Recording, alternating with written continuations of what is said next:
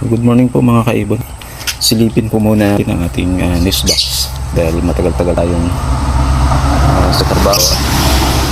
Isang linggo din bago tayo nakauwi. So ito dapat dapat may mga inakay na.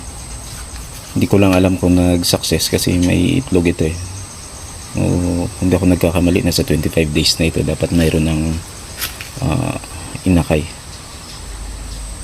So kung walang inakay ito ay atin na itong ibig sabihin hindi nag-success o hindi nag-fertile yung itlog nila. So atin nang tatanggalin yung mga itlog pag hindi pa nagpisa. Yan kayo. Nakakatok lang tayo para hindi sila magulat. Baka may inakay na biglang lumipad di maapakan yung disgrasya yung inakay. Okay. Mukhang hindi po nag-success. Hindi siguro fertile, nawawala na yung mga itlog nila. So ibig sabihin tinakpan na nila. Ibig sabihin hindi nabuo. Yan. O wala na. Wala ring inakay. Sayang.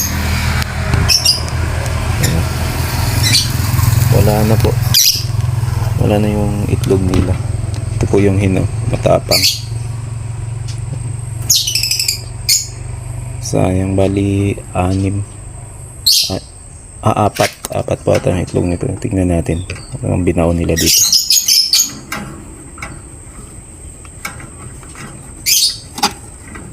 Wala, baka hinulog na nila. Ano nakita? Tinakpan na po nila. Yan, nakakalungkot. So ganun talaga.